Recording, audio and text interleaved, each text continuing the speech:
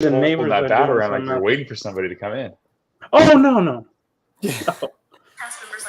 All right, everyone, we are live. I'm just going to check right now to make sure. Yep, we are live on YouTube. Ladies and gentlemen, boys and squirrels, welcome to our 2024 season preview. I'm Fernando, the Lone Star Halo, joined here by Dominic Lorenz, our friend over at Catella Chronicles, representing that side of the fence. We have a face who you guys know, you love. You don't love him too much because he's married. Rob, don't love him too much, guys. And then we got James Gonzalez, half of James Squared, the half that's been with Halos in the Infield from the beginning. Everyone, how are you? Let's start with Dominic. How are things going over at Catella Chronicles? Things are good. You know, we're at that point of the year where spring training is done. The three-peat championship for the Angels Cactus League is over. It is so done. We couldn't celebrate this year, but hopefully that's a good omen of things to come. But things are looking up, and I'm looking forward to talking Angels baseball with you guys. There is no champagne being popped at Tempe Diablo Stadium, unfortunately. Or should I say water bottles? And there is certainly no Chick-fil-A gift cards being given out in Tempe Diablo Stadium to celebrate, guys. Rob, how are you? Too cheap. Yeah, exactly.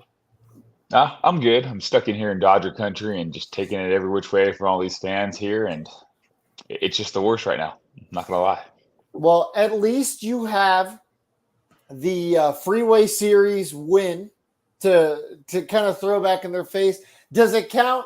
No. Does it matter? No. But it's real to me, damn it. It is. People got to understand, man. I got to take it while I can right now. Yes. And I will not share your private business publicly. That's up for you. But I do want to say congratulations to you and your family on your great news. Thank you. No problem, my friend. And finally, as stated earlier, James Gonzalez, one of the only other people who has been here from the beginning. James, how are you doing? I am the most expendable member of the group as well. Don't forget that. Nobody is expendable besides Arden Moreno if he ever joins the staff. I want to hire him just to fire him. Got my bag ready to go for the season underneath my shoes. You know, yeah, as long as you beat the Yankees, the Dodgers in this series, the Red Sox, try to get some divisional wins. I know it won't be a pretty season, but I'm just happy to get into it. I'm just happy there's going to be, regular season baseball counting coming up tomorrow or whenever it's going to start.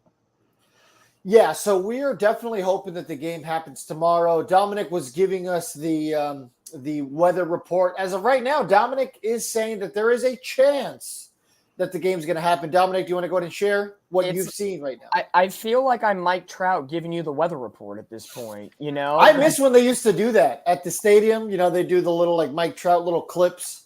Yeah, it's supposed to rain all night in Baltimore, and then about until 8 or 9, 10 a.m., and then it's supposed to be just 54, cloudy, and maybe it turns into a night game instead of an afternoon game. It depends how much saturation's on the field, but I'm pretty sure they've tarped it up. It should be okay, but maybe we get Angel baseball tomorrow. If not, Friday's supposed to be incredibly windy in Baltimore, so you never know what can happen. Of course, we start the year on the East Coast.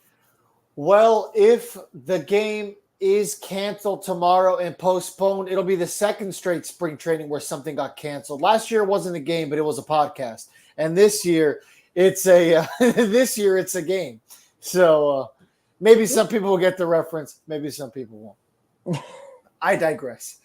So we are here today. We might be joined by some other members of Halos in the Infield, but we decided to get the show on the road because we are excited to preview this season and what's to come. So let's start off by talking about the offseason and maybe giving a letter grade. Now, it's no secret that it was not a super eventful offseason, okay? But we've been saying for years that we wanted this organization to have a sense of direction. I think we can all agree as a unit here that for once we do feel like the organization has a path in which they're following, right? Which is seemingly let the young kids play. So with that being considered, Dominic, I'm going to start with you. Then we're going to go to Rob, and we're going to go to James because that's just the clockwise order, the order I'm seeing here.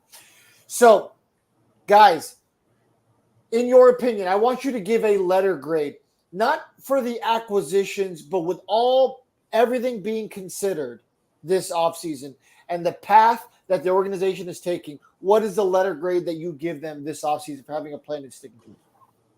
At this point right now, I would say you're probably somewhere in the B- C+ range, because what really brings the grade down is, of course, Artie Moreno is still the owner of the Angels. We heard reports that Perry Manassian really wanted JD Martinez. He wanted Blake Snell. He wanted some other pieces of the puzzle. And Artie said they're not going to push the needle with this team right now. There's no confidence coming from the guy at the top.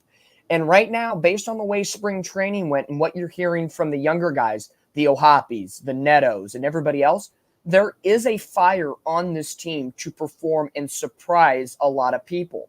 And I think it all begins with Ron Washington. I think Ron Washington and the coaching staff that Perry put together and essentially what Wash put together, I think is an A+ coaching staff, at least on paper right now. We saw them through spring. We'll see what really happens on a day-to-day basis starting tomorrow if the season begins. So I would say coaching staff within itself would be an A. We're moving in. I know Todd, myself, and Rob, we talked about it a couple days ago, talking about the entire Ohtani situation, is we're moving in the post-Ohtani phase of life. And that cloud of discussion is now over. And not even in regards to the whole gambling scandal, just Ohtani as the two-way player.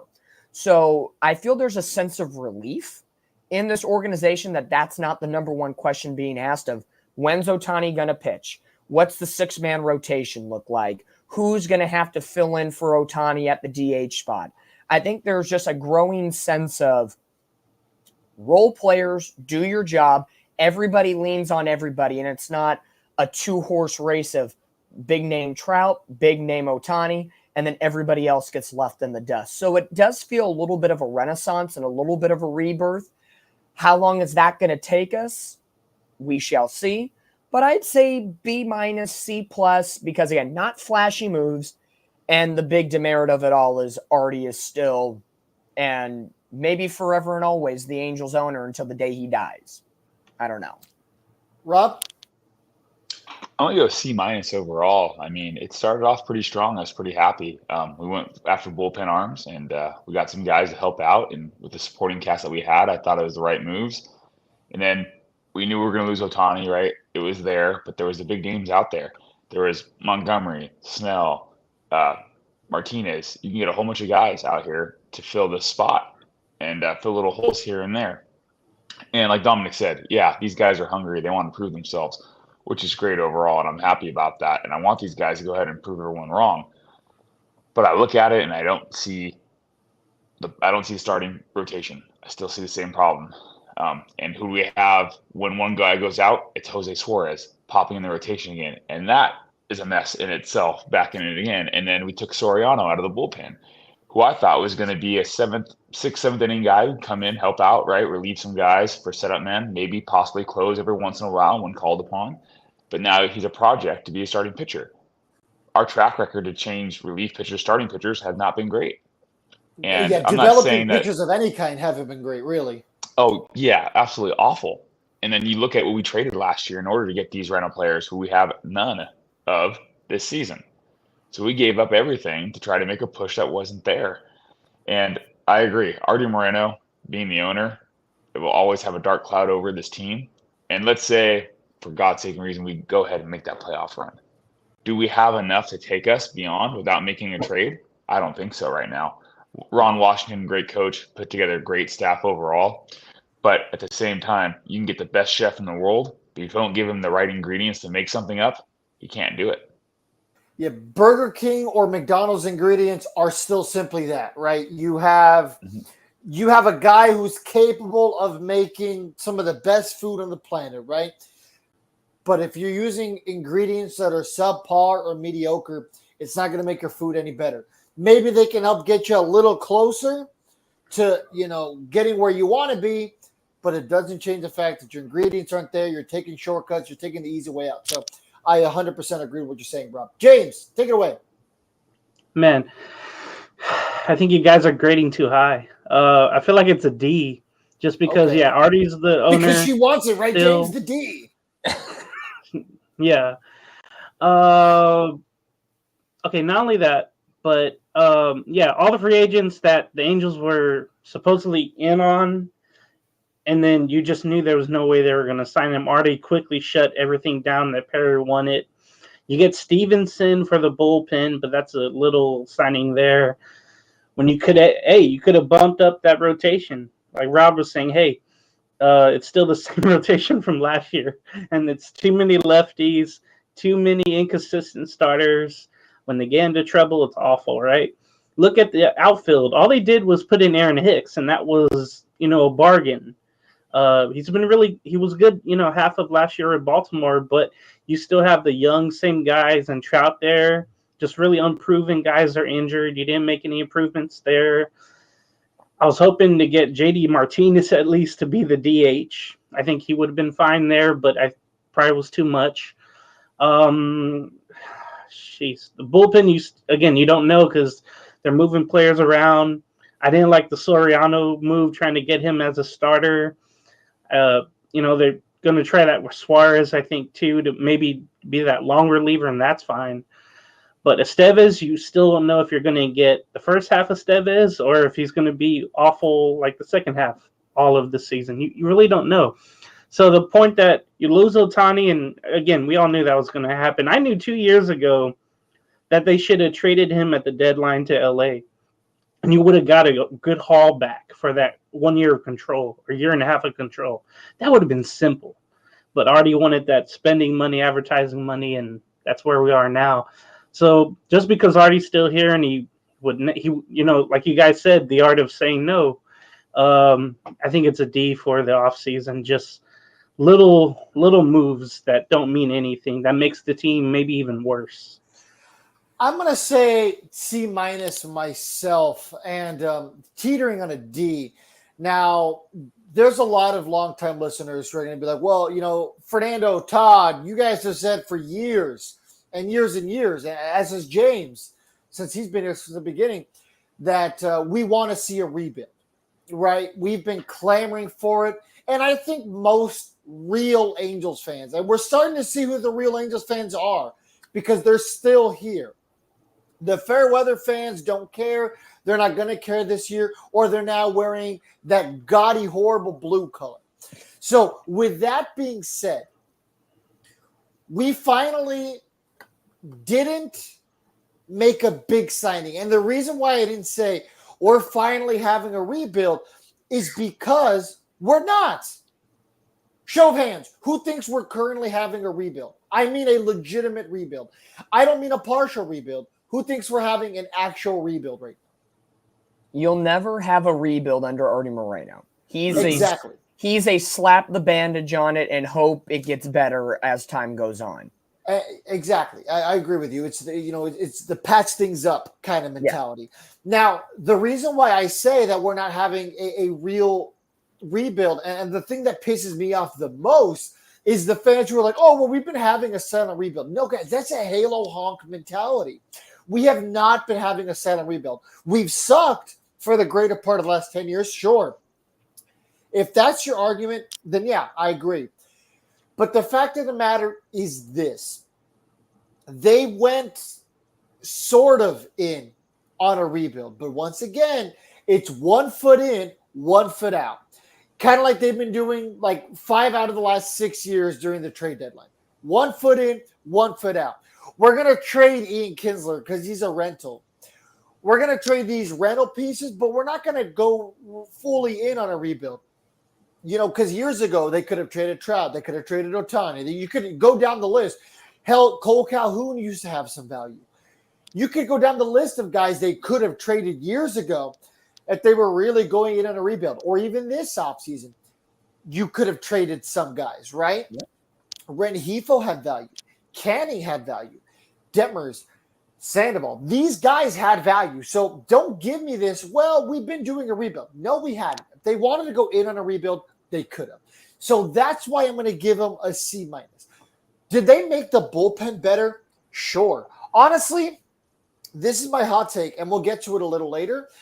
I think the Angels bullpen could potentially be top 10 in baseball this year. They're definitely, in my opinion, going to be on the upper half. So I think we're going to be more in that 12 range, but 10 is a possibility. I think it depends on Stevenson getting healthy. Yes. If Stevenson is healthy and he pitches like he has been in Tampa Bay, I think you could see that bullpen being top 10, maybe top 5, 6 in the American League. Especially with Matt Moore returning after a good 2023 campaign. If Estevez is the first half of Estevez and not the second half of Estevez, that back third of the bullpen would be very, very good. I think no matter what we talk about on the show here tonight, regardless if it's offensive starting lineup, bench pieces, starting rotation, bullpen, whatever, we always have to caveat it by saying the Angels on paper, because we always talk about it every year. Injuries happen. A player who we think is going to be great darts off the opposite direction. So, of course, no regular season games have been played yet. So, yes, technically is it all on paper, but whenever we talk about it by the All-Star break and the end of the year, on paper, the Angels should have fill in the blank. And that's where we're at, I think, in an Artie Moreno ownership mentality. Anybody have a rebuttal to what Dominic had to say, or any? No, I agree with you guys. I just worry about Simber. I can already tell his, submarine delivery. He's going to leave too many, balls down the middle and up. And the power hitters, the lefties, are going to love that. I just hope Matt Moore stays healthy. And we got to worry about Stevenson already. Because Stevenson was our big signing this offseason. That was the highest paid signing this year. Yeah. So say what you want. And I'm not going to say that Stevenson isn't a good signing on paper. You got the guy for 3 years. Yeah. But, go ahead, James. I think Simber you didn't. I think Simber's a good signing, actually, if you pair him right. We have the right manager in there, right? You're not going to have a Phil Nevin who's going to throw, let's say, a Griffin Canning with a low 90s fastball with a Simber who throws a little bit slower in the high 80s, because hitters are going to be on it, right? You need to go ahead and power it up, put a Silseth out there who's powering up that fastball that day. And honestly, you got to get rid of freaking Estevez. I know people are hyped on him. I still think he leaves the ball up. He gets a lot of fly ball outs, deep fly ball outs, and you don't need that from the closer. You need ground balls from a closer like that to be dominant. You need that breaking type of pitch and stuff that's down in the dirt, cutting away. But you're going to get burned after a while. You leave the ball up that long, you get burned. And he got burned the second half of the season, just like he got burned when he was in Colorado. We use the excuse, hey, it's Colorado. Everyone hits the ball out there. Well, apparently you hit it out anywhere. If you leave the ball up there, mid-90s like that, people are going to catch on after a while. I am not high on this guy at all. I wasn't high on him last year.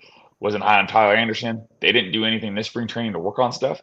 They were in there to get outs, it looked like, instead of working on their pitch to get better at something. I didn't see any of that. And he is just so content about it. And don't get me wrong, I'm sure he's a great clubhouse presence, a great teammate. However, stop going for the flash and the show. Like today, you guys see him board the plane? It was a freaking fashion show for him. No, play baseball. You were here to freaking play baseball and get outs. Because as of now, Matt Moore should be the closer if Stevenson can't come out. I would make Estevez earn that role because he's done nothing to earn that role, in my opinion, at least. No, he has not shown up this spring training. I feel like he's kind of had that mentality of, it's my job, it's my job, it's my job. And there's nothing wrong with some friendly competition. I was kind of hoping that Ben Joyce was going to bring it. Ben Joyce is still a young kid, though. I don't hate the move of him going down to Rocket City. I think Rocket City is a good place for him because I just feel like a place like the PCL is going to ruin his confidence. We don't see a lot of top pitching prospects go to PCL and succeed anyway.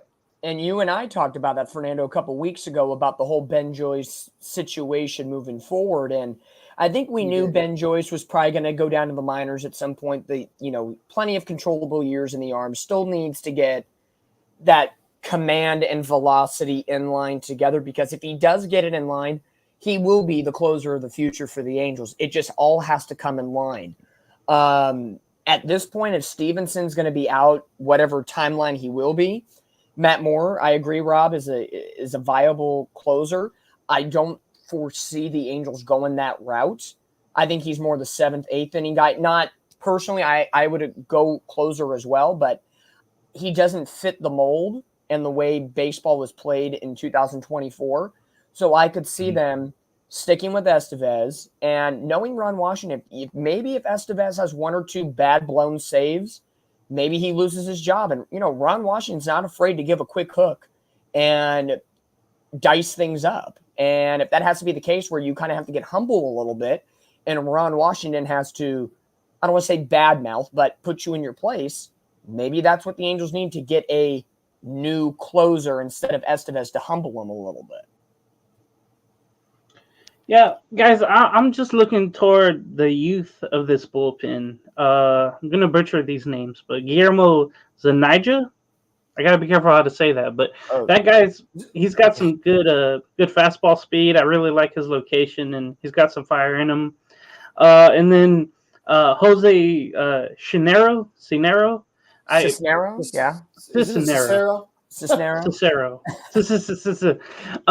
liked his stuff. I don't know. He was a fringe guy, but I think he made the team. I want to see those young guys come in like, the 5th and 6th innings, just see what they have. And maybe they kind of get boosted up more than Suarez, more than Luis Garcia, guys you don't want to see come in the game in pivotal times. So I'm kind of seeing the youth of that bullpen and hoping that works out. Here's one player that I'll ask you guys that we saw a little sample size last year, got injured, he ended the year. Sam Bachman, he makes the active roster, he's back. Is he a guy that's probably better served to fill in that Suarez role of, the Angels need a starter today? Let's go Sam Bachman. Because I think we like the stuff from Sam Bachman clearly more than Suarez at this time, but maybe he's a guy where Tyler Anderson's only able to go 4 1/3 this afternoon.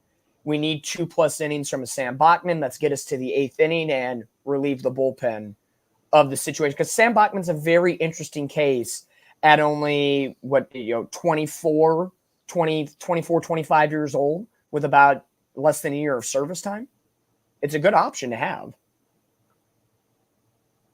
Yeah, I mean, he is a good option overall to have. I'm not big on him coming off an arm injury like that and coming in as a long reliever role. I'd like to kind of just hope they contain his pitch count and his innings limit. But if he was healthy, he can serve as that. I almost see him as a 6th-inning type of guy who bails out that starting pitcher. Hey, just get us 5.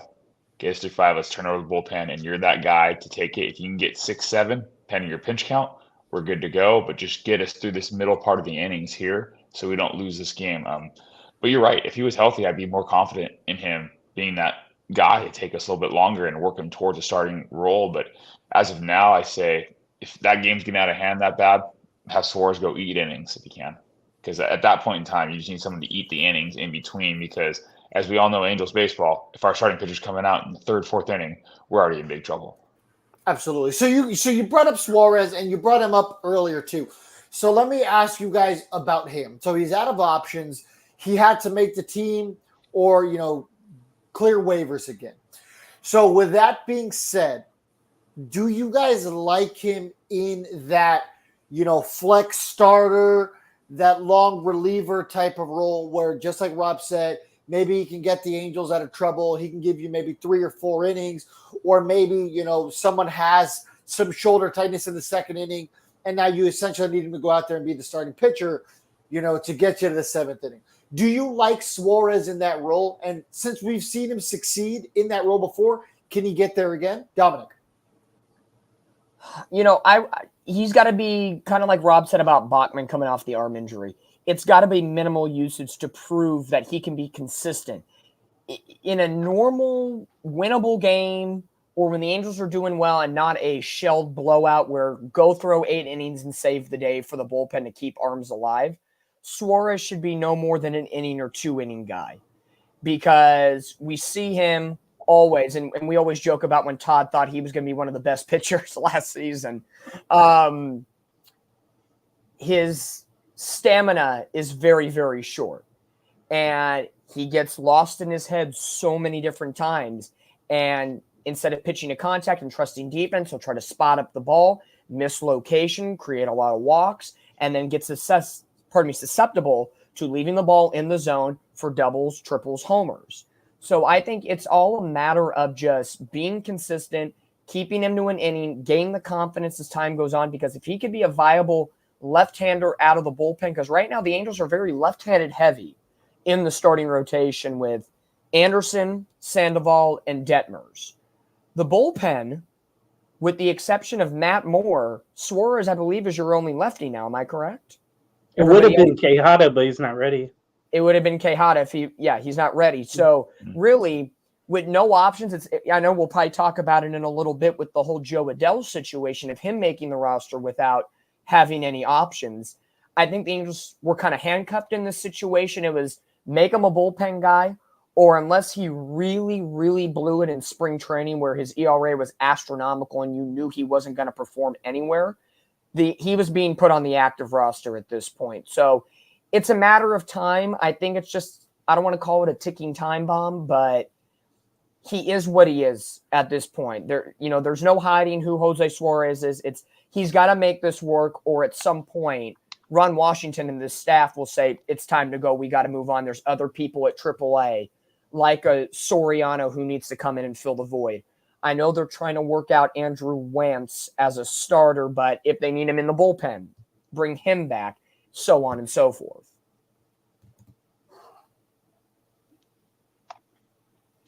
Yeah, I mean, it's tough with him, right? Overall, I say you let him go, because if you have to question a guy over and over again on what you're going to do with him, where you're going to fit him in, he doesn't fit in the plan, right? He's been a question for years now on us. We thought he could be something.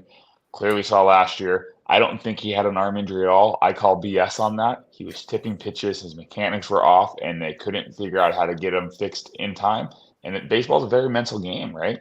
These guys go see sports psychologists all the time to talk about it. Look at Rick Ankiel. Guy went from throwing 98 miles per hour. I know a little show my age there, but the guy went from throwing 98 miles per hour off the mound to not being able to pitch at all. I remember Rick Ankiel on the Cardinals. Mm-hmm. Yeah, he's almost a mental case like that, and the Angels don't have time for that now. They can't develop players in the major league. I'm not a big fan of developing guys in the major league as it is. That's why I also agree. I love Ben Joyce to death. Great send down. Suarez has been a project for years now, pitching coach after pitching coach, and everyone's going to say Matt Wise didn't do a great job. 2 years ago, the Angels were at top 10 in pitching. I believe they're the only team that was top 10 in pitching who did not make playoffs because our hitting was so bad that year. Yep. So we have the guys. Some guys have the stuff they got to put together. I'm just not a firm believer in project after project, because my personal belief right now, with Suarez being a project, Estevez being a project, I hate to say this, Patrick Sandoval almost being a project too, because he's so hit or miss lately. You have too many guys who are not dependable to go through this season and to even have somewhat a 500 season. I mean, how are you going to do that? You're giving, like I said, you're not giving Ron Washington the ingredients to succeed here. So what are you going to do? You're putting him in a rock and a hard place, because we've mismanaged the situation for years now, and now Suarez is still sitting here. And honestly, if you dropped him down, would a team really take him right now? It's weird, because there are some organizations that are great at these project pitchers, right? They find these diamonds in the rough, they develop them when seemingly everyone else is giving up on them, and all of a sudden they turn out to be great players. And there's a lot of organizations that can do that with position players. I mean, look, Brandon Drury a couple of years ago was dog water. Went to Cincinnati, resurrected his career, one of the Padres, did well there, and now he came here and has proven that, hey, I can even succeed in a place like Anaheim. So with that being said, the Angels are not that organization. They've tried taking on these reclamation projects, and it hasn't worked, right? We can go down the list. Tim Lincecum, Matt Harvey, Trevor Cahill. Those are just to name a couple. It doesn't work here, and it hasn't worked here in a while. So I definitely agree with what Rob's saying, and I think Rob's right. I don't think there is a lot of organizations that would take a chance on him right now, but who knows? Maybe it's a place like Oakland. Maybe it's a place like Tampa Bay. James, how about you? Jose Suarez, do you like him in that role? Yeah, maybe Pittsburgh. No, I was thinking about it. I was like, man, didn't he want arbitration money and the Angels and everybody said no to him? It just made you think Yeah. like, okay, he's still not going to get what he wants and he's still not going to be anything unless he has a miracle turnaround.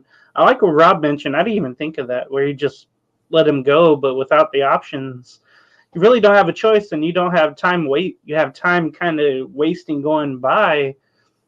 I'm sick of the old projects. I want to work on the young new ones and maybe they'll blossom into something, barring injury. Yeah, for Suarez, look, where you can put him in, it would have to be like a non-stressful situation, and there's not going to be many of those, unless you come in and you have him like a position player pitching when you're down 10-1 in the top of the ninth at home or whatever. There's not going to be anything for him where he can succeed. He just walks too many batters, and then the power is just awful. He leaves the pitches, just like too high in the zone and in to, left-handed hitters. That just kills him. Even the lefties, it's just awful. So yeah, I agree with Rob. I would just come loose and just let the young guys come up and see what they can do. If you do have Suarez, though, if you do use them, it'd probably be, let's say the Angels starters, they only go like, 2 3/3 innings or 3 2/3 innings. I would put him in maybe in that role where you get the last out and then start the next inning, and then that'd be it. I would never put him in 2 innings of work. I don't think he's ready for that. I think Rob mentioned with the injury, I think that'd be too much on him. Yeah, I think the Angels organization, to what all three of you said, is with all these projects, the Angels are too nice of an organization to essentially cut it out. But again, I think that all refers back to Artie Moreno being 1 foot in, 1 foot out. We're going to bandage this organization, and instead of developing all of the youth on this team, we sprinkle it in again, a little bit with Ohapi, a little bit with Neto, and we do it here and there. But with the 1 foot in, 1 foot out, it leads you to have to rely upon these projects to keep the house glued together and hopefully do not let the toothpick bridge fall. No pun intended to the state of Baltimore and Maryland right now.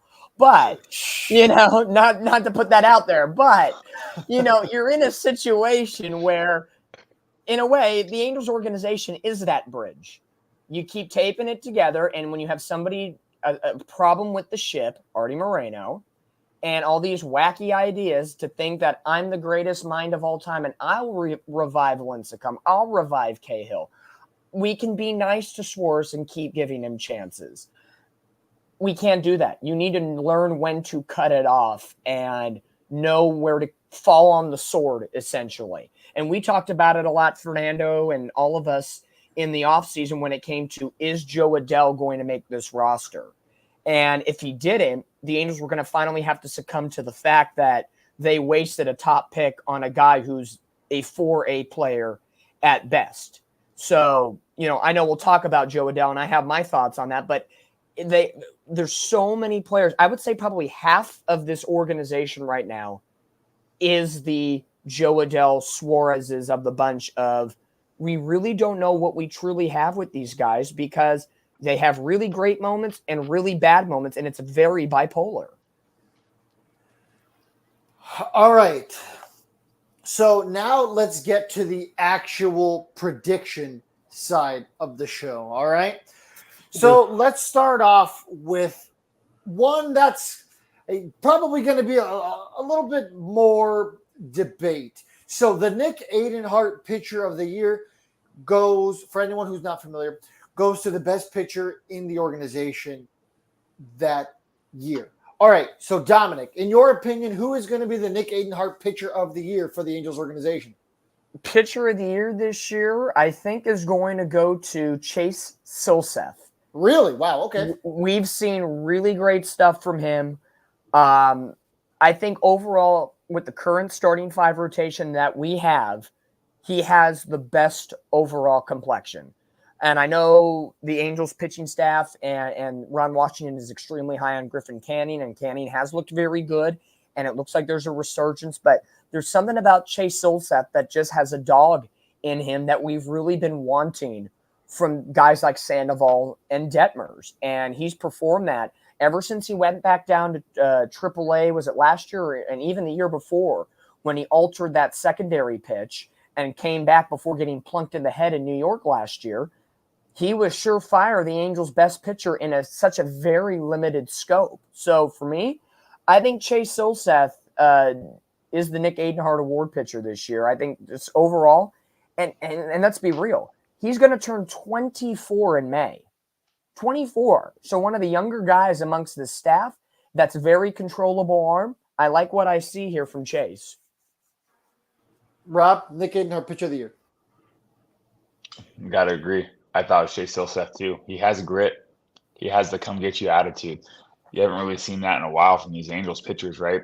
I would almost say like a Bartolo Colon, who won the Cy Young, or a Jared Weaver type, a mixture of both, but he has the stuff. He has those breaking balls, that curveball come in and get you, and he's not afraid to challenge you on a pitch. He gets behind on the count. He doesn't just fold. He comes right back after you, and I love that.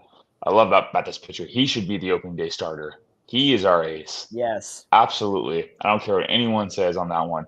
Griffin Canning had a great spring training, don't get me wrong, but Silseth came after those guys, and he is hungry, and he wants to prove himself. And honestly, we found a diamond in the rough in that draft right there by getting him when we got him. And it's hard to say, right? And guys, there's other pitchers out there, oh, we should have got him. But at the same time, we need guys who want to work, and he wants to work and prove himself, and he's there. So I love that about him. And I wasn't big on the six-man rotation. So let's see how this guy pitches with a five-man rotation, getting more innings out there, more of a routine. He's by far the best pitcher we have. James. Now I'll make it a clean sweep. I really like his determination, grit. I mean, after all, our own first baseman hit him in the head with the ball. I think he should get the nod because of that. That's obvious. No, just everything the two guys said, I was gonna say about him. Definitely, I definitely agree with that. I can't see Sandoval doing anything. Detmers, he has one start where it looks like, where they drafted him. But then you have Canning, who's often injured and will just walk the hell out of everyone. Tyler Anderson, he doesn't throw that fastball. He does throw that fastball that isn't fast. I know he's working on the off-speed stuff, trying to locate outside corner to righties, but Silseth is definitely the best out of the rotation, and I don't think it's even close. All right, well, I'm going to go ahead and be the one who's different here. I think it's going to be Griffin Canning. I think he's finally going to have a season where he stays healthy. I think he's going to put himself in a position to prove that he is worthy of the expectations set for him, right? I mean, this guy was a second-round draft pick. This is one of the only, dare I say, potentially successful Billy Epler draft picks, right? As of right now, the most successful Billy Epler draft pick was Taylor Ward, and it took him a very, very long time to become a productive major leaguer. And even then, you can't say that he's a star or, that he'd be much more than maybe a fringe starter on any other fully loaded major league roster. So I think Griffin Canning's going to give himself the opportunity this year to differentiate himself. I think he has the ability to be an ace. I think he's a guy that should have been dealt given his injury history, but they decided to keep him around. So I'm really excited to see what he can do. By default, he's the veteran of the bunch. Kind of funny to say that about a guy who doesn't have too many starts because of his injury history. But I'm really excited to see what Kenny can do, and I think he's going to prove to be one of the better pitchers this year on the roster. All right. So who do you guys think is going to be the Angels team MVP this year? By default, it's been either Shohei or Trout. So we don't have to worry about Ohtani getting the award anymore. And if anyone's going to say Trout, don't say that, please. Give me someone who's at least a little bit more of a dark horse than Trout, if that was your pick. Trout, I think we can all agree Trout's always going to be the pick. He's fan favorite. He's the team leader in all sense of the word. Yeah, he batted 240, no problem. It's Trout. Yeah, it's fine. It's fine. No worries. It's Mike Trout. I think outside of Mike Trout, if we're going to base it on offensive numbers, because typically, however this top offensive player, it's always the guy who's batting the best, has the most home runs. That's just how it's been. I really believe it's going to be Brandon Drury. I think if he has a replication of 2023, he's the guy in the middle of the lineup that can really carry this team. I know Ron Washington has fiddled with the lineup a little bit, and we've been seeing Anthony Rendon in the leadoff spot, which I can neither confirm nor deny if that's a good or interesting or very poor decision at the end of the day. But I think Brandon Drury in the middle of this order, if the table setters at the top get on base, he has been a consistent guy that can drive them in. If I'm going to have a heartstring pick, I would say probably Logan O'Hoppe, but that's for the heartstring, the young core. But overall, I would go Brandon Drury in this sense. Rob. I'm going to go Neto, to be honest with you. I thought he had a great spring. I was able to go out there and see him play against the Diamondbacks spring training, and he was hungry, right? He had that look in his eyes, determination. He was out there grinding. I was lucky enough to get an autograph from him, too, for my son. He had great interaction, but he was all business. His strikeouts were down. He took a couple of base on balls this year. It would have been Drury for me. My issue with him, he strikes out a lot. And I don't like that right now. For a guy, we kind of need to take more pitches and be patient, which he's really good at being patient. But he's really nitpicking at that strike zone for me. But I think Neto, this is Neto's time, and shortstop's the leader of the infield and usually the leader of a team overall. You see that from time to time, and I think Neto can be that. And I'm with Dominic on that. I love O'Hoppe, man. I love his work ethic. And MVP, that's not strictly on stats, but on how they carry the team and help the team out, 100% O'Hoppe right now. Because he's taking the weight, putting it on his shoulders and going with it, taking this pitching staff under control, working at his hitting and his craft in itself. And that's a guy who I'd love to see succeed and be one of the better catchers and sign that 10-year deal like Will Smith just signed and stay with the Angels for life.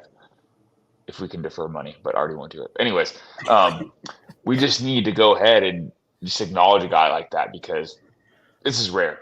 It's a very rare thing that we have in front of us. That trade is probably one of the better trades. It's a win for both sides, and I think O'Hoppe has the potential in the next upcoming years, but this year right now, it's Neto for me. I think it's co-MVPs. I'm going to go Neto and O'Hoppe. I think both show leadership skills and both will produce. It's kind of sad, though, when you think about it. The two young guys on your team show more leadership than the two, veteran, money guys. I think that's very sad, but I would love to have those guys around forever. And, with the fielding of a Neto, it's just amazing to see, even at a young age. We saw that right when he came up. And then for O'Hoppe, I hope his fielding skills get better, but you could just tell he's going to supply that power. He's going to be awesome. So I'm going to go co-MVPs with Neto and O'Hoppe. But if I had to pick one, I'll just go O'Hoppe just with the leadership role. I think he's really going to take off this year. I'm going to go ahead and say Zach Neto. I think he's going to have a 2020 season. I like his speed. I like his aggressiveness out there. I love the fact that he wants to be there. That is a kid who enjoys the game of baseball. And that's something we haven't seen out of an Angels player in quite a few years, right? O'Hoppe's another one of those guys. Looks like they want to be there. I mean, we saw O'Hoppe and Neto take exception to losses last year, right? Mm-hmm. They looked upset. They were in the dugout. They looked legitimately frustrated, not in the sense of it's affecting their game, but in the sense of, hey, you know what? Like, I'm taking this personally. And that's what you want out of young leaders, right? You want them to take these losses personally because you want them to use it as fuel to their fire. There's two different kinds of leaders. There's vocal leaders, and there is leaders who lead by example. There's nothing wrong with either one, but certain teams cling on to certain things. Trout is a very passive leader, and more so, I feel like Trout's a leader by default. Something tells me that if Trout was on a team of leaders, he might not be a leader. You know what I mean? He'd be a guy who people would look towards, people would model their game after. Maybe people would ask him a question or two, but I don't think Trout would be the guy leading the charge, right? From what we've known, from what we've heard behind the scenes, I think that's more so the guy that Trout is. Guys like Neto, guys like Ohapi, look and sound like the type of guys who are going to be like, hey, Rob, you're tipping your pitches up there. What are you doing? And that's what you need to do when you're a leader. You can't be afraid to call this guy or that guy out, because I know for a fact that those are the kind of guys that don't mind being called out. It's a two-way street. A leader has to learn, and a leader has to be willing to give the information. And those young guys bring that presence. They bring that aura. And I truly see a situation where they are leading a championship parade here in Anaheim in a few years. I don't think we're 2, 3, even 4 years away from that happening, but I can see an avenue where we are talking in, a little in the next decade about some winning here in Anaheim. Okay, so now that we've crossed that bridge, who do you guys think is going to be the breakout player this year? It could be some guy we've already said. That's kind of a tough question because a lot of this roster is pretty unproven. But if that's a short answer, like, oh, I already said it's going to be Silseth, that's fine. But who do you think is going to be the breakout guy this year? I think for me, Silseth is going to be one, as we've already stated. And we got a glimpse of him last year, and I think it's going to continue into this year. Nolan Shawnuel. I think he's a great contact hitter, gets the ball in play. And I know they're working on improving the defensive work over at first base. There's a reason why the Angels didn't go after another first baseman. Really, at this point, Brandon Drury's your the backup first baseman at this point with the infielders that they carried on the active roster. Pretty much your bench is going to be Luis Rengifo and Michael Stefanik, and neither one of them play first. So I think it's Nolan Shawnuel. Nor does Miguel Sano, right?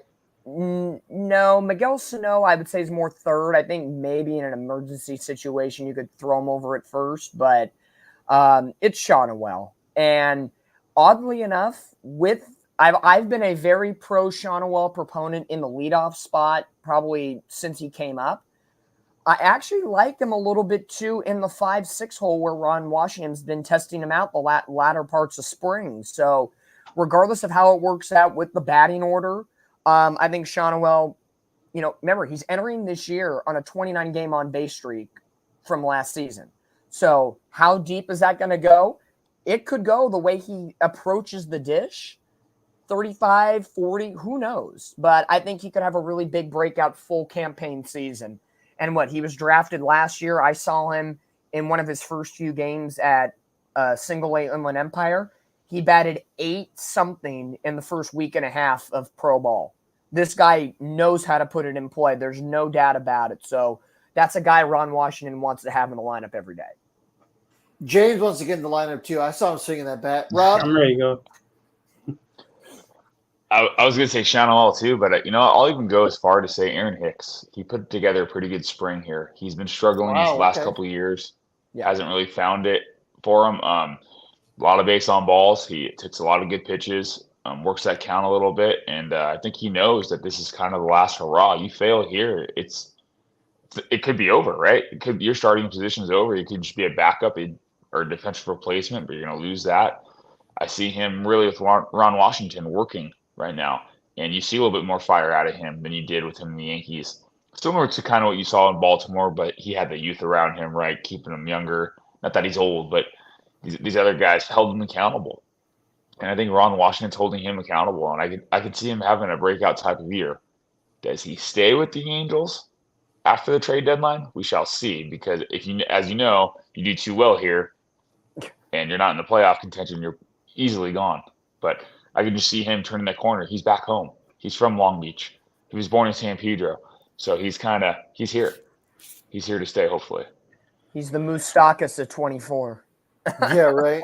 I would have been that far. Moose is a different character, man. I love Moose. Yeah. Hey, he's available. You don't know. He's available. Bring him back. He's available now. With Sano, we'd have needed Sano to really tank to get Moustakas back here and everything, and that just didn't happen. Sano put together a decent spring. Or a major injury. We are the Angels. I mean, major injury is in the cards. So That's why you mentioned that, Rob, because I was thinking maybe Hicks can go somewhere better and compete for a postseason spot, before that deadline is over. James? I know somebody wants me to say Mickey Moniak, and that's a dark horse, I would think, because he's going to compete with Aaron Hicks for that right field spot, or whenever Taylor Ward or Trout gets hurt, eventually everyone will get a shot. But yeah, I agree with both of you guys, Nolan Shanuel as well. His plate vision's really well, and I just love the way he's hitting. He put on those 15 pounds of muscle, so I think that's really going to help him. We don't care really about the launch angle. We just want the ball to find some grass out there and some warning track. So yeah, I'm gonna go with Shawnee Well. I think he has that breakout year for the Angels. All right, I'm gonna say Taylor Ward. Now, the reason why I'm saying Taylor Ward for a breakout year is because he hasn't had a full year where he's healthy. This guy has had the epitome of bad luck. I don't know if he walked under a couple ladders. I don't know if he broke a glass mirror. Maybe he dropped a lot of salt. But this guy has run into the only concrete slab in the right field wall at Angel Stadium, got a hit in the face in the batter's box. So they're just bad luck after bad luck. So I'm hoping that he, just like Griffin Canning, can finally get the monkey off his back, have a healthy and productive year, and dare I say, make the All-Star team, which that's going to be a hot take I have. So speaking of All-Star game, this could be a little bit more of a shorter answer because I know this could probably be a wormhole. How many All-Stars will the Angels have this year? We for sure are going to have one. Trout's going to make it no matter what. He made it in 2017 even though he was hurt. We've had Shohei. So, for the last couple of years, it's been, two. We had 3 last year. So, Dominic, how many All-Stars will the Angels have this year? I think realistically, knowing how the fans vote, and the Angels are not the Dodgers, the Yankees, or whatever other team is hot to start the year, like that one year where 8 of the 9 starters, that the vote before the final vote was like all Kansas City Royals. Yeah, I remember that. I would say probably Mike Trout is going to be your only All-Star. But on looking at the rest of the American League, my hope, I'd have to really look at the charts for every other team and positionally. My hope is either Neto or O'Hoppe could get in there, or maybe Brandon Drury. I don't know if any of the pitchers are going to get in there for the Angels because they're not as big name. Like Chase Silseth could pitch a really good first half, but no one's going to really know his name unless who's Chase Silseth? Who's Chase Silseth? He's not the big names in the American League. So, what realistically versus what should happen or what can happen, I'd say realistically Trout only, but my hope is either Neto, O'Hoppe, or Drury get in the mix as well for some name notoriety so the Angels have at least 2. Rob? I'm going to go 2. Obviously Trout for sure, but I do think Silseth. The only reason why I say that because Bruce Bochy keeps an eye out on who's in his division there, and he's going to see Silseth, and he's going to tell the Rangers, hey, this guy is their ace. And we know Bochy, he uses a coach's pick, right? I think they get a couple coach's picks. I believe if someone drops out, I can see him being that coach's pick. And like Dominic said, he's not going to get the votes. He doesn't have the name, notoriety. 100% agree with that. But I think Bochy himself will put notice to a young guy like that. And honestly, at that point in time, too, you could almost be recruiting him because we all know the Angels aren't going to sign him long term. James? Ooh, you wonder why I keep looking at the team logos. I was trying to figure out, man, you got the Rangers, you got the Mariners and their popular players. I feel like that's going to, stop from Neto getting in and O'Hoppe getting in and even Silseth. But I would think Trout is the only all-star for the Angels this year. Really? Now, hopefully it changes with the popularity of the young players. If they produce, if they get popular and they get more, eyes on them, then that will change. But for right now, I have Mike Trout. Okay. I'm going to go 2. Trout for sure. And then I think it's either going to be Ward or it's going to be Drury. You know, the problem with Drury, he's just such a forgettable player. He's a good, consistent player. And a lot of people just think that consistency is kind of boring, right? There's nothing sexy about being a 260, 270 hitter who gets 25 home runs and has average defense. So with that being said, I think Drury might get in because of an injury. And then Ward has kind of always had that potential, right? We've seen flashes where Ward is one of the better outfielders in baseball in either left or right field in terms of offense. And he has those peaks and valleys. So I'm going to say two guys. Who is it going to be, though, for that second? That's where it gets a little dicey. All right, so let's slowly start winding down here. I'll let you guys maybe throw out any one that you guys have. So last two I have. One, Angels will be legitimate sellers at their trade deadline. I don't mean the 1 foot in, 1 foot out. I mean, it is a fire sale for anybody who, you know, maybe besides Trout, I think he's probably going to be untouchable forever because of Artie Moreno. But is everyone else on the market? No. Because Artie Moreno is still in charge. It will be 1 foot in, 1 foot out. Okay. Remember, this is Perry Manassian's final year of his contract as well. So, but with that being said, and with how little he did this offseason, I can't imagine there must be must have a hot seat scenario because most GMs on the hot seat go all in a half.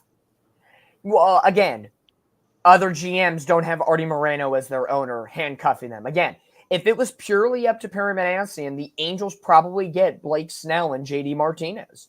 It was from the very onset, that's who Perry Manassian wanted to add to this roster. And you know, Mike Trout is in conversation with everybody. I'm pretty sure he would have signed off on that run. Washington would have signed off on that. It would have checked all the boxes, except Artie didn't want to do it. So regardless of how the GM seed, how on fire it is, I really do think the Angels will, for now and for a long time, will not be that all-out sellers where you see them trying to dip Anthony Rendon's contract. Brandon Drury gets the boot. You know, Aaron Hicks and all these 1 year, 2 year guys that are left, because the Angels really don't have the reinforcements. Because if you trade off those guys, who's really going to be coming in and playing every day? That would be what we've all talked about before, a true breakdown and rebuild. So do I see it? Not for a long, long time. It would take a lot for the Angels to finally do that. Yeah, I'm the same with that. I don't see them being legitimate sellers. I mean, maybe a player or two, not much after that. But and Perry Manassian, he's gone anyways. I don't think he comes back only because you're handcuffed half the time, so your resume is going to look bad. Well, look at Anaheim. You let Shohei walk. Well, I didn't let Shohei walk because the owner didn't want to sign him. Oh, you didn't improve the team. Well, I tried to improve the team, but already wouldn't sign him. There's only so much you can take as a GM. You have at the same time a reputation to uphold. Because in baseball, it's all it is. It's what's your reputation? What'd you do with your former team? And if you're gonna have someone handcuffing you, I just don't see him. I don't see Perry selling it and tanking it, even though he probably should, but already wouldn't sign off on it at the same time. Because let's be honest, Mike Trout is nearing the wrong side of 30. Your best asset is getting older, so it's being devalued every single month that passes by. So with Trout still on the team, you'll never be sellers. You can't. You always have to buy.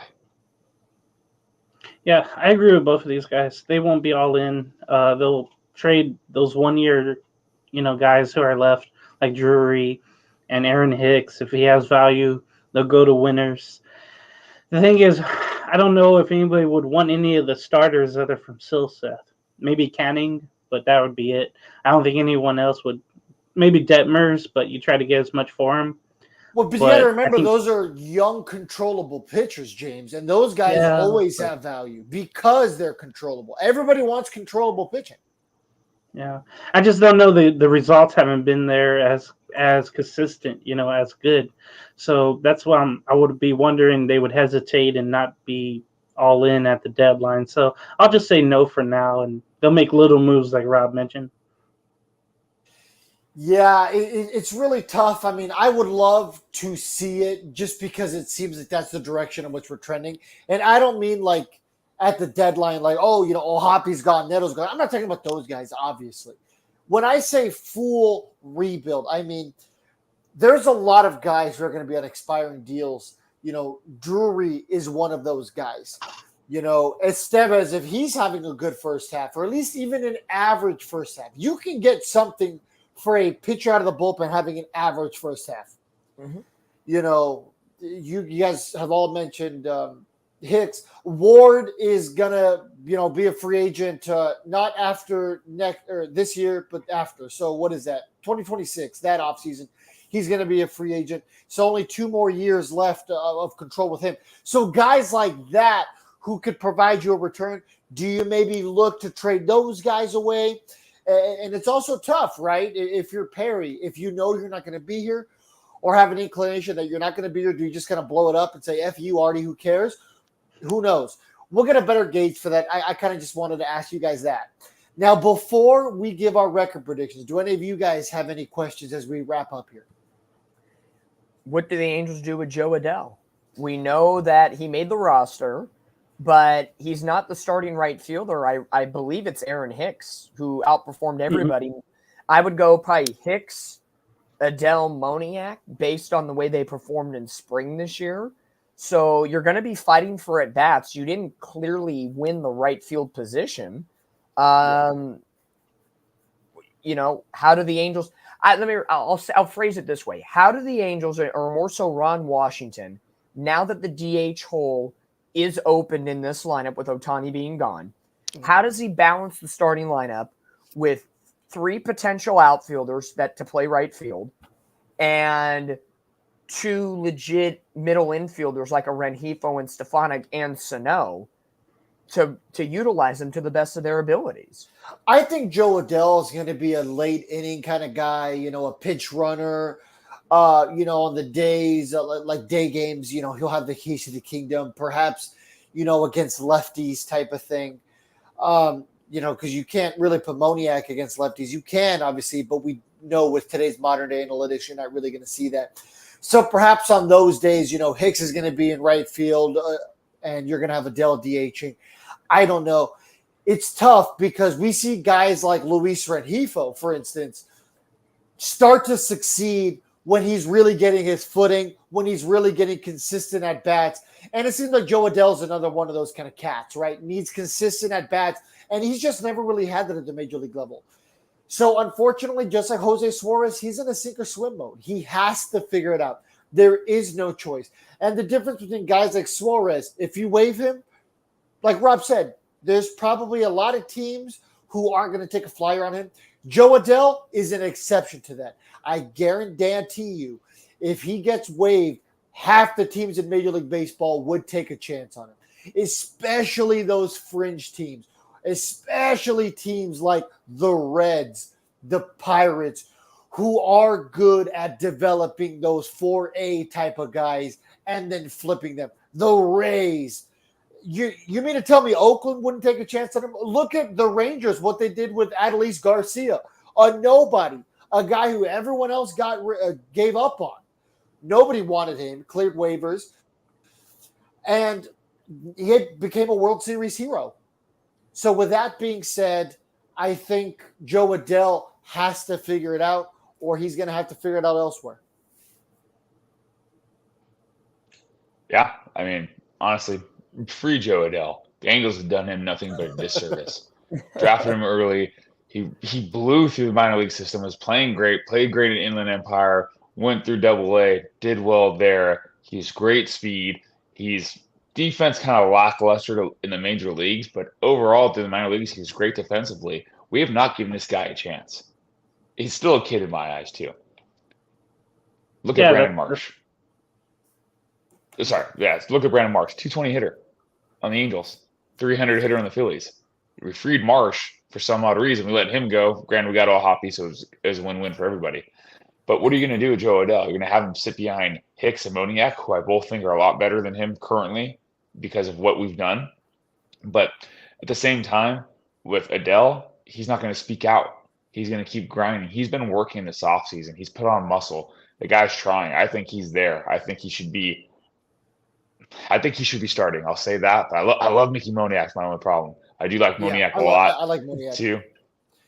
So it's hard to say, but Joe Adell, you got to let him go, man. Get some value out of him or get what little you can. Do him the service because all we're doing is a disservice to him in his career, putting doubt in his mind. And the Angels have done nothing but fail him and fail a lot of other prospects who have flourished elsewhere. Hey, we didn't get to see our Joe Adell jumping over a semi truck during the offseason videos on Twitter this year. You know what I mean? Doing his weird CrossFit, like, I'm going to jump over 12 mats. We didn't get to see that this year. James, what do you think is going to happen with Joe Adell? Man, I think he'll get waived probably probably 3 months in once they realize they won't do anything for him. And I love the spot of the Rays for him. Of the Reds. I thought he was going to go there last year. I just think they take that young talent, whoever they are, and they make something out of it. Just like the Rays. You guys mentioned the Reds and the Rays. I like both of those destination spots for him. Even a team like Colorado, you could boost up those power numbers there. All of a sudden, he's hitting like 65 home runs, and we're like, huh? Yeah. It would just be the long lingering thing for the Angels to have someone go elsewhere and do well, either via trade or waive or whatever. Now, if that happened to Suarez, I would be so angry. If he all of a sudden just turned into Cy Young after one little tweak by a pitching coach elsewhere. Oh, you know that's going to happen if he gets picked up by someone else. I have just a question for me would probably be, okay, Rob mentioned Perry, GM Perry, having 1 year left. Okay. So if the Angels are mediocre at the deadline and then the team does poorly like it's expected to be, do you think he is not brought back and Ron Washington isn't brought back either because it would be a new GM wanting to bring his folks in? I don't think Ron Washington's going to stick around longer than his contract. I mean, he's older already. I'm hoping that with Ron Washington, what we get is the implementation of a culture, right? He's going to teach these young guys, give them the keys to success. And now these young guys are going to have this knowledge, this ability going forward. Because we've kind of seen Ron Washington's seeds of success sprinkled around Major League Baseball. You know, Austin Riley, Marcus Semien, just to name a couple, Matt Chapman. So a lot of these guys who have worked under him in some capacity are flourishing elsewhere. So with that being said, I believe that's what Ron Washington was brought here to do. I believe he was brought on short-term on purpose for that very reason. But I'm just excited to see what Ron Washington can do right here, right now, because I don't think he'll be around much after his contract. Yeah, I think short answer, I really don't want to see Perry go because I'm sick and tired of every 3 to 4 or 5 years. It's just another GM turnover. Or again, this year, I love that we have Ron Washington, but again, it was another offseason of a new coach and a new culture and things change. So I'm tired. I just want to have some consistency for once. And, I would say Perry stays 1 more year to even out Ron Washington's contract, because I know Wash's contract is 2 years this year and next year. But again, I wouldn't be shocked if Artie and even Perry Manassian says, I have enough. I've done enough. I can't do anything with Artie. He's handcuffed me too much. And we have to start this perpetual cycle all over again. So I would love to have Manassian do what he does, because I feel if Manassian was under a different owner, Manassian, I think, would be a very good GM. And I know he tried last year at the trade deadline, and it looked good on paper, and then it didn't develop well. Perry tried, and Perry continues to try. But again, you have the dark cloud of Artie Moreno that just tarnishes everything that the Angels try to touch. So, I just don't want change. I need a pause and change, and I want consistency. So whatever that means, I hope for the best. All right, Rob, before we go to our last question, go ahead. Yeah, I just don't see it, man. Perry's done everything he could. I think his hand was forced. I think he had Ohtani trade done. We've heard it from Tampa Bay that the trade was done. We heard from Baltimore there was a trade out there, and it could have been done. All the Angels had to do is pull the trigger. So Manassian doing all this work behind the scenes, which could have brought us back in a year or two, or even this year, be somewhat contenders. But at the same time, you have this owner who doesn't want to do anything anymore. And I won't say that Artie has been a bad owner forever, because he did put out money there, right? He went out and got Pujols. He went out and got Hamilton. He got C.J. Wilson. He spent money on Justin Upton. Got Mike Trout. Absolutely. Spent money on Trout. He spent over $1 billion on players who didn't work out. Mm-hmm. To your point. And the reason why, because he doesn't listen to his people. He thinks he knows better. You are not a baseball guy. You're an advertisement guy. What do you buy the Eagles for? $195 million? $184 million. Someone offers you $3.5 billion. You take that. How do you not take that? If your heart's not in it anymore, you can clearly see it. You made your money back hand over fist on that one. I just don't understand. Takes it out on the fans. Awful business. He takes it out on the fans, doesn't do any upgrades, doesn't put a product on the field, says it's entertainment, not about winning. We want winning. Perry wants to win. That's why I don't see him sticking around longer, because all these comments about, entertainment industry. You're looking for that type of industry, go down the street to Disneyland. Go entertain kids or someone else there, or families there. Don't entertain them in the stadium, because this is not the place. This is a place to win and not ruin one of the best baseball players ever to play the game, his career, and have a dark shadow over him while he stayed in Anaheim and got burned. Because that's honestly what it looks like, what it's going to look like forever for him. All right, so we have been going way longer than we were supposed to. So with that being said, I got one last question. Before that, thank you to our sponsors, Noble Ale Works. Make sure to head on over there. Park there, walk to the Big A, so you don't have to give Artie Moreno your money for parking. Mention Halos in the infield to get some drink specials. And hell, if you want to go, you're so drunk you want to go to the Angels game, head on over to 714tickets.com, or you can even call them. You never have to pay any of those hidden fees. At checkout, use the code HITI, H-I-T-I, for 10% off of your order. You can use that code again and again, just like a Buena Park Gigolo. It never expires. It's always good. Use it, H-I-T-I. And another good perk, you get 5% back for future purchases. I've used that to get even cheaper tickets.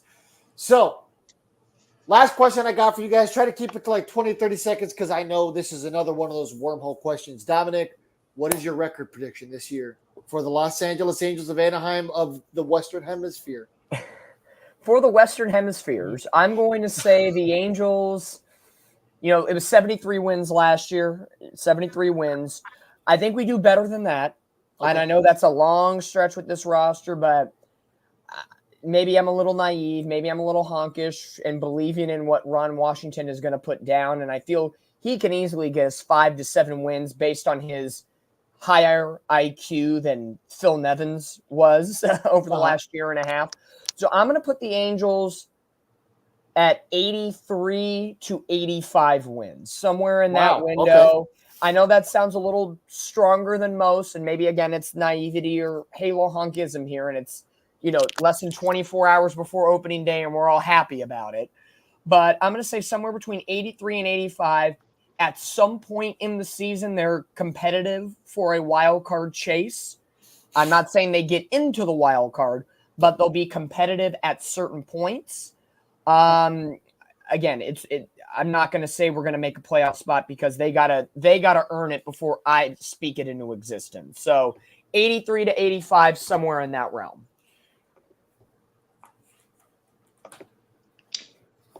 I'm going to go a little bit less. As much as an Angel fan, I want to be like Dominic and say, hey, I'm bullish on this team. I think these guys can turn it around.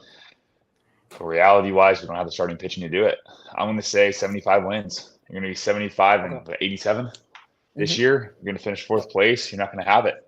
You don't have the bullpen coming up strong. You don't have the closer. You can't get anywhere. You don't have the starters to get you long enough into the closing position. You have 1 or 2 guys at times. And then you don't have that closer to close out those close games like last year. And look at last year, too. We had the most blown saves in Major League Baseball. How many games we missed the wild card by? Does anybody know? We had 12 blown saves last year. I believe it was 12 blown saves. What, 12 games? Take that into account. Yep. Was it 12 games? Oh, I don't know. I'm just going off the top of my head. I know we missed the division by 17 games, so the wild card was probably between 12 and 15. Yeah, since we're right. Oh, God. James? Okay, for me, I'm gonna lower the bar of expectations even from the last 2 years. There were 73 Okay. wins before. You normally do, and we're always like, "Oh, James, you're always so negative," and you're always right. So, I'm going down to 69 wins, 69, 93. The rotation is still the same. It's still awful, other from still Seth. Something crazy is going to happen to it again, probably.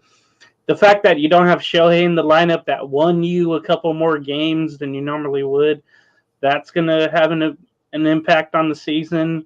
Just being so young and being like clueless how to be a winning team, I think that's going to really hurt the record this year. So yeah, I'm going lower. I'm going 69-93. I'll just be pleasantly surprised if we get to where Rob is, and I'll be very shocked to get where Dominic is. Dominic is saying, yeah. Real quick, All too, right. it's 29 blown saves. I'm sorry. It was 29 blown saves last year for the Angels. That is even Wow. worse. Even better. That's That a makes winner, me if feel not. so much better. All right, so I am also going to say that we're going to finish underneath 500. I have 78-84 as the record. I think the Angels are, going to do. I kind of said already this offseason, as an Arizona Coyotes fan, they started off really, really hot. They had an 86% chance of making the playoffs at one point, but eventually the rest of the league caught up, and now they're like the 5th worst team in hockey. I think the Angels are going to have the same similar thing. I think these young guys are going to overperform the first half of the year. I think we're really going to be drinking that hopium. We're going to be sipping the Artie Kool-Aid. We're going to be like, hey, what? You know what? Things are actually looking okay. We're going to start using the P word. And I think once the second half comes around, I think the rest of the league's going to catch up. I think the secrets are going to be out. That's when the slumps are really going to hit. And I think that's when the young guys are going to grow, because that's what we want. We want competitive baseball. We want these young guys to take their lumps. We want them to learn at the major league level. That's what we've been hoping was going to happen, right? Hey, let the young guys play. We're going to get the opportunity to do that. And because of that, we're going to get the ups and the downs of that. So I think the season's going to start off really well, but I think the Angels are going to start to taper off near the end, just like Dominic said. Maybe they'll flirt with the P word for a little bit. I just don't think they get it done. All right, guys. Well, like I said, we have been going longer than I expected, but it's always a good time to do our preview show. Dominic, as our representative from Catella Chronicles, where can our fans follow you if they don't already do that? Instagram and X at Catella_CHRON. There you have it. As always, Dominic, thank you for joining us over from Catella Chronicles. My pleasure. You don't need an invitation because that already exists. You guys already know that. Anyone have anything else to say before we close out? Follow me on Instagram here, and then the P word you're looking for will be pathetic after a while. There you go. It wasn't playoff, it was pathetic. No, I thought the P word was parlay. Yeah. Oh, whoa. Cheers, everybody. Use code ePay at checkout. I'll drink to that. Yeah, right.